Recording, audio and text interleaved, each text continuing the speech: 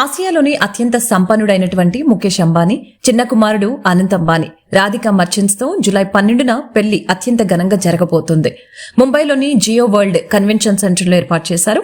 నేడు జరిగే పెళ్లికి హాజరయ్యే అతిథుల్ని తీసుకువచ్చేందుకు 3 ఫాల్కన్ జెట్లతో సహా 100కు పైగా ప్రైవేట్ విమానాలను అద్దెకు తీసుకున్నారు. తమ సంస్థ నుంచి ఫాల్కన్ 2000 రకానికి చెందిన 3 జెట్ విమానాలను అంబానీ కుటుంబం అద్దెకు తీసుకుంది. జూలై 12న శుభ్ వివాహ్, 13న శుభ్ ఆశీర్వాద్, 14న మంగళ్ ఉత్సవ్తో పెళ్లి తంతు ముగియనుంది. ఈ వేడుకకు ఇతర దేశాల నుంచి ప్రముఖులతో పాటు పలువురు సెలబ్రిటీలు, రాజకీయ, క్రీడా రంగానికి చెందిన వారు హాజరు కాబోతున్నట్లు తెలుస్తోంది. మార్చి నెలలో నిర్వహించిన ప్రీ వెడ్డింగ్ వేడుకలు ఎంత గ్రాండ్ గా జరిగాయో అందరికీ తెలిసిందే.